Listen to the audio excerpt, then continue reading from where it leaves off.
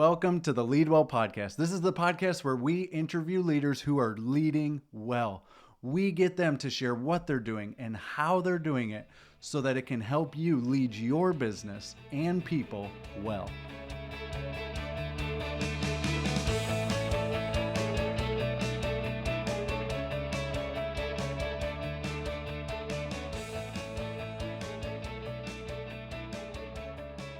Bruce, thank you for joining us on the Leadwell podcast. I am so excited to have you here today. John, thanks for the invite. This will be a fun conversation. Okay, anywhere that I go with you, everybody knows you and everybody knows the DBD Group. But just in case someone listening to this podcast doesn't yet know you or the DBD Group, can you give us just the smidgen of you and of the DBD Group so that they know how great you all are like the rest of us know? Wow. Well, that's just like my mom wrote it. That's great. We're a multidisciplinary consultancy that helps nonprofits, and we really try to partner with folks and help them thrive and help them make their communities thrive.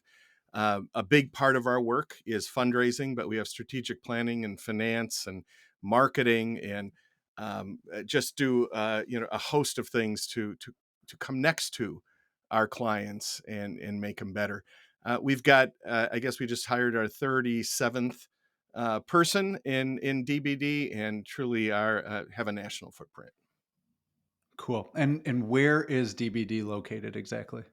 Well, that's a great. It's all over the country, John. We're a non. I guess we don't have a headquarters, if you will. Technically, I'm in Chicago, and that's where home is for me. But we have our have our folks at DBD all across the country. So we are a total remote company.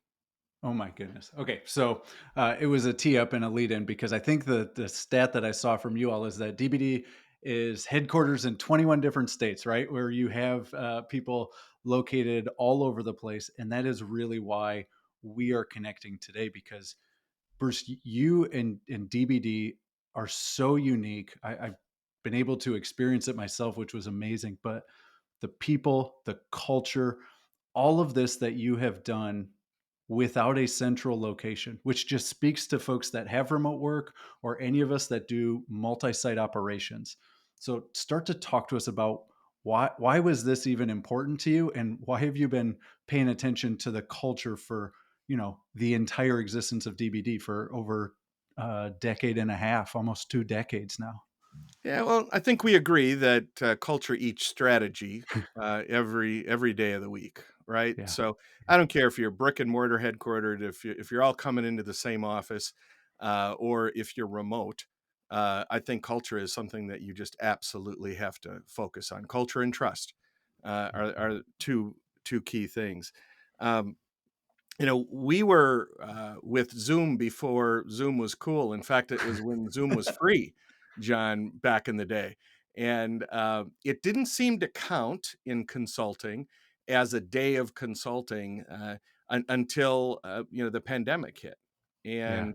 And coming out of the pandemic, people seemed to, our grandparents, right, all learned how to use Zoom, and our clients did, and even our multi-site clients, I've seen they're requiring their folks to come to the central office less, and Mhm. they're investing in some technology so they can connect.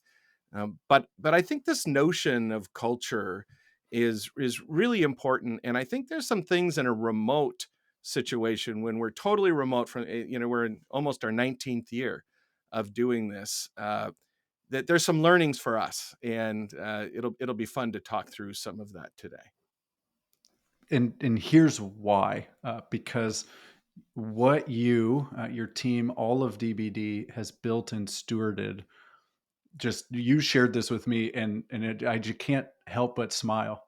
There was a trust assessment that you all did, and in the best way possible, you broke the assessment because you all were such an outlier. So when we start asking you, when I'm about to start asking you, what are some of the things that DBD does? How do you do this?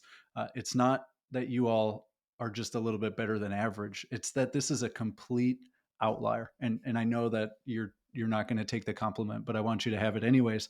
So tell me some of the things, those values, those axioms that really start to make DBD who and what it is. We started to thought about just as a firm. Uh, there was just me, and then another person joined, and a third, and a fourth, and a fifth, and there was about 6 or 7 of us. And I think we spent, John, probably the first 4 or 5 years of just learning how to consult, quite honestly, and to show up in the appropriate way for our clients, et cetera. But we started to find that we started to settle on some axioms or some truths that we just knew worked. And back in the day, we weren't smart enough to write this stuff down and really drive it. And then at about the 10-year mark, and we started doing, I think, a little better job um, with communicating really concisely with our clients. They started to use our axioms back, Mm, and that was when I knew it started to get deep into our consulting culture among ourselves, but also how we use that language with our clients. So things like leadership is everything. We talk about that all the time, that within the firm, leadership is everything. But when you gather a volunteer group, when you're gathering your staff team, if you don't have the right leaders around the table, either paid or volunteer, it's really hard to get traction, right? yeah, In our little world, and people would say, "You're moving fast," and I'd say, "We have a bias for action." yeah. And that started to stick. And we talk about our bias for action because we show up and we warn our clients that we have a bias for action and we're going to move forward. We have another one in fundraising called activity equals results. Is that if you're not out there and doing it, you can't expect the results that you hope to get. Another one, especially with board development, is don't settle. We used to make don't settle pins for folks, and that as we recruit board members, do not settle. These are the most Mm, precious chairs, and leaders, right? Leadership is everything. To have those right leaders around the table. We need to put a face to the case. We talk about vision leaking and big L leaders and dollars and change and blue flame case. And there's about 18 of these or so, probably too many. Uh, but but how we then drove that into culture, John, is that as we hire folks, I sit down with them for a half day mm. and we go through our axioms. In fact, we've got this thing on our on everybody's wall, and it's hard to see Oh here, my goodness, I uh, absolutely love that. So you but have it in all 21 different HQs around the nation. well, we include it in our work with each of our team members, and I have it blown up on a big like a big gigantic poster board. And when Mhm. they come and spend some time with me at our home, I have it on a big easel and it just sits there. And I start to unpack the culture of DBD through our axioms. Mm, And it different axioms came at different times of the company's history, with different folks joining us and making contributions to those axioms. And I'm able to weave kind of the culture of DBD. What's important to us? How do we show up for ourselves, and how do we show up for our clients through these silly axioms? And I think someday there's probably going to be a book about some of these axioms and how they work. But it's just been a joy to even see our very recent hires mhm. using that language and having it come off the tip of their tongue without a lot of thinking. Because 6 months ago we spent a day together and turned our phones off, John, and Whoa. slowed the roll An and entire remote organization got together in person and turned their phones off. and started to think through some of this. So, Wow. for us, axioms are a big part of how do we teach culture, and if culture is healthy, we can take on some of these impossible goals. I love that. And I also love how you visualize it, right? You and I know have both seen and follow some Andy Stanley leadership stuff. And he says, it's got to be seen in the hall before it's on the wall. You've got it in both places. And you use other visual cues to help with this. And I love the one. They're your trading cards, right? Your baseball cards. And for those that are on video, Bruce has them. He can show it to you, but talk to us about these cards and kind of what goes behind those pieces, right? What's actually on there? How do they help? And then this visualization in these tangible pieces that you're starting to give people, especially the fact that they're not together most of the time. I bet. Yeah, it's been fun. And again, just as we try to connect with each other as team members and show up in authentic ways with each other. How do we start to make this team start to kind of pull the layers back, right? And what really makes us tick? And one of the things that we've taken is Pat Lencioni's Working Genius instrument, and we're big fans of Working Hmm. Genius. And it just really crystallizes, right, the folks, and where are your strengths, and then where are what he would say is what's your working frustration. And so, as we started to assign work long ago, it when there was just three of us, it was like, who cares? Let's go.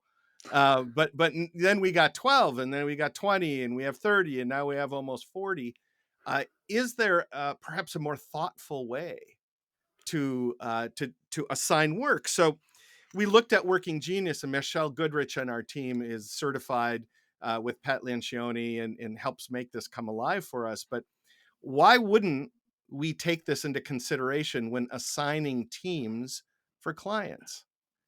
And if you have, I'm a galvanizer, right? I can sell a concept, but You and I both. my working frustration, John, is tenacity, Oh right? no, you and I cannot pair up. One, because Well, we're going to match, but two, because we're going to do the same things and not want to do the same but things. it would make great sense if we lived in the same state and we had a client in Texas. Why wouldn't we go? Yeah. When in fact maybe it would be far more effective to have somebody else partner with you, because you and I would just we'd be galvanizing everybody and we wouldn't be getting anything done because we Hmm. had low tenacity. And so we've trained towards this.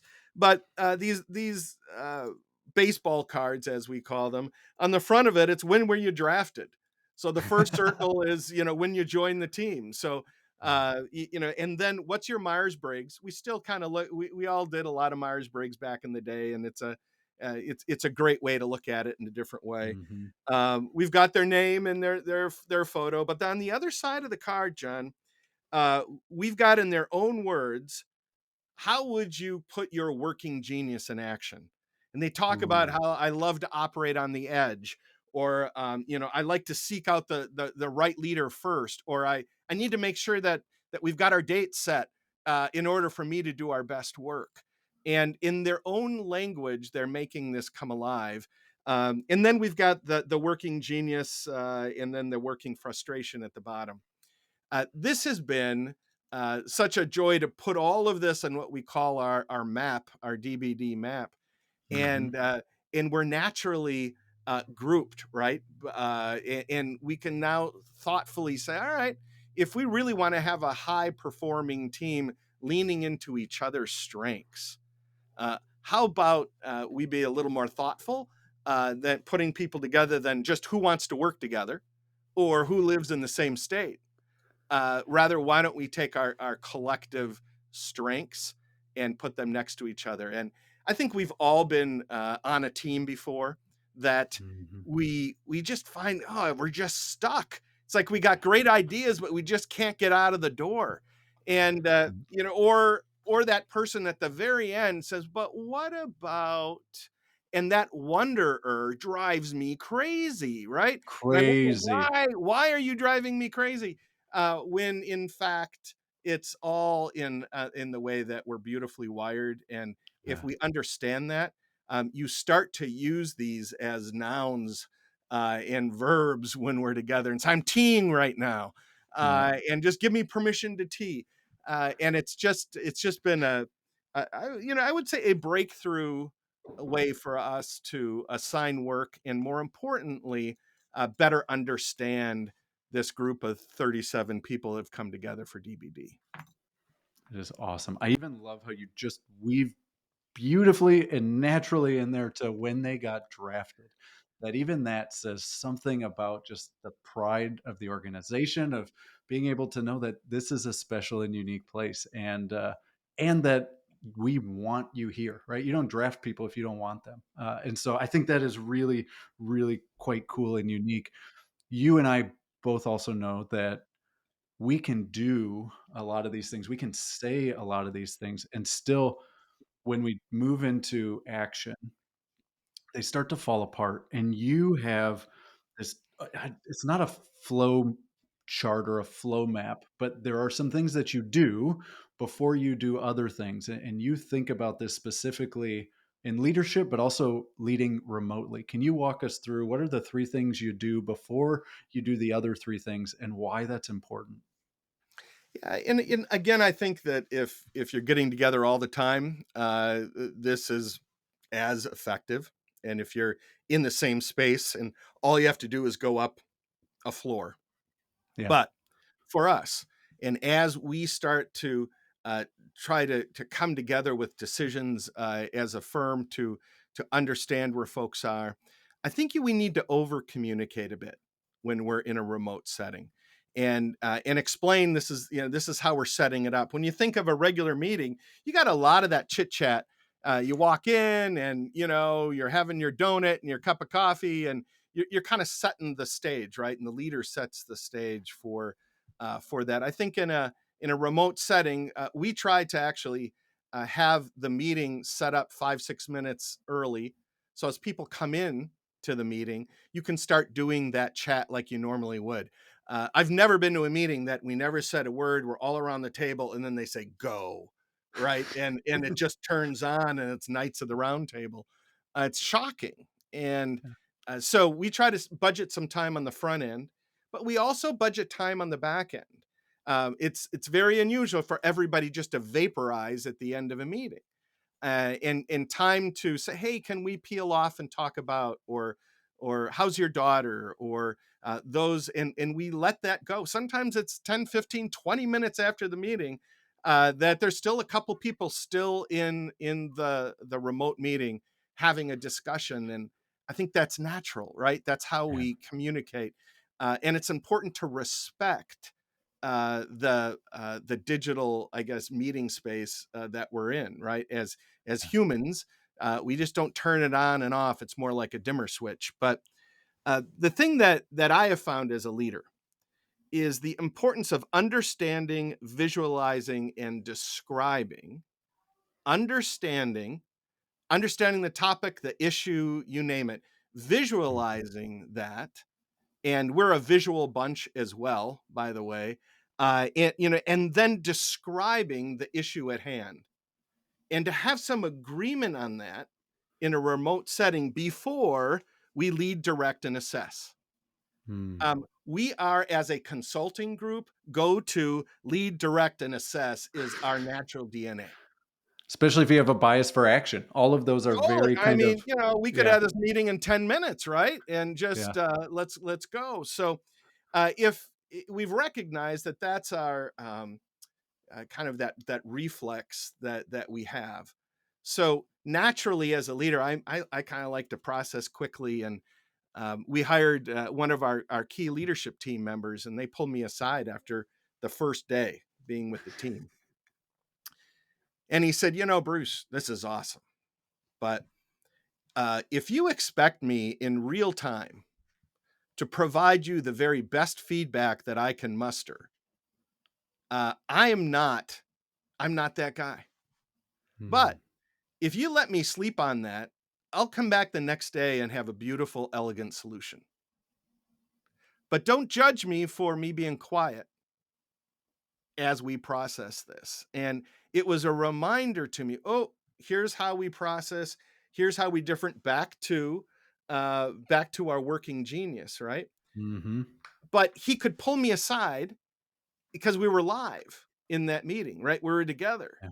And so if we can slow the roll a little bit and make sure that we understand the issues, we visualize them, and we describe them before we roll into leading, directing, and assessing, that's served us really well. And frankly, it is really great. It's a great competency in consulting, in Yeah. leadership, Yeah. to make sure that in any of the teams that you lead, you focus on the first three before the execution of the last three. That's right. It's all clarity and alignment before moving into exactly what you said. Execute, action, go get it done. Right, charge the hill. Oh my goodness, that's phenomenal. So, just for everybody, let's kind of recap. So far, we've had axioms, kind of truths, self-evident truths that DBD has. Uh, a high focus on culture and onboarding to that culture, playing cards, and then how we do this regardless, but especially in a remote setting so that we can build in understanding and processing before we move into action. Before I ask you one last question, what else do we need to know about a culture of purpose and people and high performance, especially in a remote environment? And I think that if you don't know where you're going, you probably aren't going to get there, or get there as quickly or as thoughtfully as you'd like. And I think the thing that we didn't talk about was our own strategic plan. Mm, And we work very hard to say, what's the next 3 years? What is that looking like? And we have, our vision is thriving nonprofits and thriving communities. mm, But then underneath that, we say, what does that mean for our world? What does that mean for our people, our DBDers? What does that mean for our systems? What does that mean for our brand? What does it mean for our products? And ultimately, what does it mean for our clients? mm, And we use that circle and talk about in our plan. Let's be very mindful about each of those buckets, if you will, mhm. as we look towards the future. And we work hard to make sure that that plan isn't a plan that just sits on the shelf. Right? We celebrate the strategic plan and just let it go. It's something that we try to in between our two live visits every year. We bring folks together every month. We have a Zoom or a Mm, video, meeting, and one of those is a 90-minute Zoom, hour and a half. The other is a mhm. 3-hour Zoom, Wow. and the 3-hour Zoom is when we teach a concept. But in both of those, we have breakout sessions. We try not to do a bunch of give and get. Um, Mhm. we start it with a thought for the day, and we always end our sessions with hope, whether that's live session or Zoom. The hope, right? We don't need to leave our clients, John, with a to-do list, or at Yeah. least just a to-do list. That's overwhelming. But if we can leave our clients with here's the next steps, but ultimately leave them with hope, that's going to make this consulting thing special and really quite I think rewarding. And if we turn that and then look at it ourselves, every single meeting at DBD, we will end with hope. And Mm. if we're a hopeful bunch, I think that we can get a lot done. 100%. Before I ask you my question about leading well, where can people go to connect with you, Bruce, with DBD, with the work that you do to come alongside to if maybe they're a nonprofit, but they want to thrive, they want to connect with you. Where do they go? DBD.group. DBD.group is our website, and we're proud of that. We spend a lot of time being in remote. It's our living room, right? Yeah. And that's all we have. And so we work hard to make that as good of an experience as possible. You can click down and learn about our folks. You can drill through and get email addresses and reach out that way. But DBD.group, and we'd love to we'd love to learn more about how we could help you. Awesome. Y'all should check it out, dbd.group. And Bruce, on this podcast, we bring in leaders who are leading well, and would be remiss if I did not ask you, what does it mean to you to lead well? John, I look at our mission first. And when I look at our mission, it's by inspiring hope, generosity, and excellence, we empower nonprofits to thrive. And I have found that if I can focus on our amazing team at DBD, my definition of leadership is if I can make our team stronger, smarter, if we can laugh together a lot, it's have fun and get a lot done. If I can set that up and serve that up with large doses of hope, inspiration, and a positive culture, uh, I find that they can leave with their buckets full and go change the world through our clients. And that's how I define, I guess, how I approach this work with DVD. I love it. Great leaders doing that, having fun, getting lots done, inspiring, and helping people achieve is definitely a recipe for leading well. Bruce, thank you so much for being here today. It has been an absolute joy, my friend. It's so good to see you. And we are better for listening to this. I'm going back and making notes, and I have a feeling I'm going to be building myself some baseball cards here pretty quick. And for everybody who is listening, thank you so much for tuning in. Check out dbd.group. And until next time, be well, lead on, and God bless.